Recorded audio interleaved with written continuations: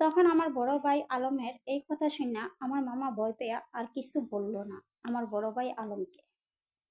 আর আমার বড় ভাই আলম তখন মামার ঘরে দাউডা রাইখা এবং শার্টটা খুইলা সইলা যা ভিতরে একটা সাদা গেঞ্জি পরা থাকে এই গেঞ্জিটা সহ যাওয়ার পর আমার আপন চাচাতো ভাইয়ের বাসায় যা, যে একটু দূরে গিয়া বলে রাত্রেবেলা দরজার মুখ কইরা।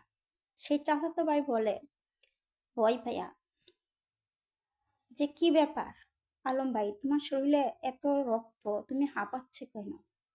আর তুমি এত গয়না টাকা কই পাইলা? বললো, সব প্রশ্নের উত্তর তুই জানিস না, আমি একটু বিপদে আছি, তুই কোনো কিছু জানতে চাইস না, তোর বাইকের চাবিটা আমারে দে। তখন বললো, ভাইয়া তোমাকে আমি কেন চাবিটা দিব এত রাত্রে, কি করবা? না, একটু দরকার আছে, তোর একটু মোটর সাইকেলের চাবিটা আমারে দি। তখন এই মোটর সাইকেলের চাবিটা নিয়ে আমার বড় ভাই আলম আমাদের এলাকা থেকে চইলা যায়। যখন চইলা যাইতে যেতে সকাল ভোর হয়ে যা, এই সুযোগে পুলিশ পুলিশ তাকে ঘিরা করে।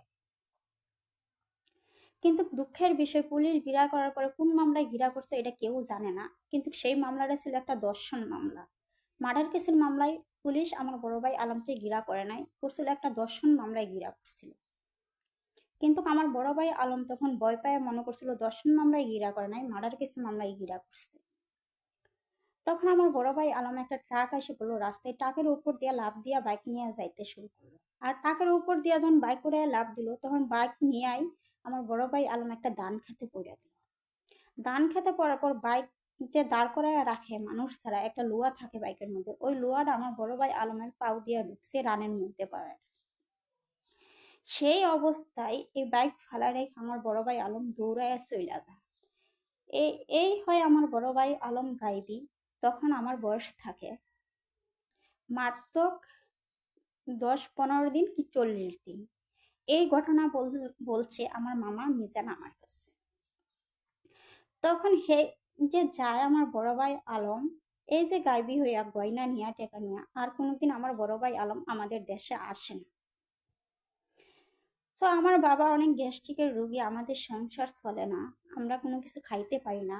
একটা কাগজের বেড়ার ঘরে আমরা জীবন কাটাই, বৃষ্টি আসলে বৃষ্টি পড়ে ঘরে, রোদ আসলে রোদ পড়ে ঘরে, কোনো থাকে না খাবার। 7 দিন 8 দিন পর পর আমার বাবা গ্যাস্ট্রিকের রোগী, এক পর চাইলের ব্যবস্থা করে, তো আবার বাকি আনে। 7 দিন 8 দিন পর পর যখন এক পর চাল বাকি আনে, সেই খাবার খাওয়া আমাদের সবার জীবন বাঁচে। আমার বড় ভাই মমিন এবং আমার আমার বাবা, আমার সৎমা, সবার জীবন বাঁচে। আমরা এভাবে দিনের পর দিন কাগজের ঘরে না খাইয়া দিন কাটাইতে থাকি। বড় ভাইয়ের কোনো খোঁজ খবর নাই।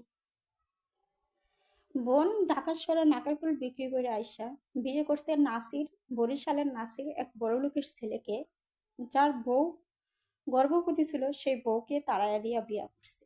এবং বউয়ের বাচ্চা যেদিন দুনিয়াতে আসছে সেদিন নাসির আরেকটা বিয়েও করছে। নারীটা খুব কষ্ট পেয়ে ওর সন্তান রাইখা চলে গেছে ওর বাপের। কিছুদিন পর আমার বড় বোন আসলো তার জামাই নিয়ে, আইসা বললো যে আমি বিয়ে করছি বরিশালের ছেলে নাসির, গার্মেন্টসের পিএম। বাবা তখন কাঁদতে কাঁদতে বললো, মা দোয়া করি তুই সুখী হ।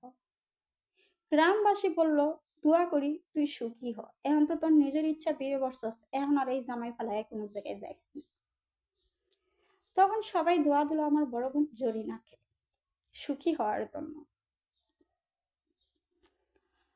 যখন আমার বড় বোন জরিনাকে দোয়া করে দিল সবাই সুখী হওয়ার জন্য, আমার বাবা দিন দিন আরো অসুস্থ হয়ে পড়ে, আমাদের খাবারের কোনো ব্যবস্থা থাকে না। খোঁজ নাই আমার বড় ভাই আলমের। পরবর্তী আমার জীবন কাহিনী শোনার জন্য আমার সাথে থাকুন। আমার ভিডিওটা বেশি বেশি করে লাইক কমেন্ট শেয়ার করে দেন, কারণ আমি চাই আমার এই জীবন কাহিনীর মাধ্যমে সারা পৃথিবী নিয়ে ভাইরাল হইতে, আর আমার এই অমানুষ ভাই বোনের বিচার চাই এবং বিচার করতে চাই, আমার নিজের জীবনেরও বিচার চাই।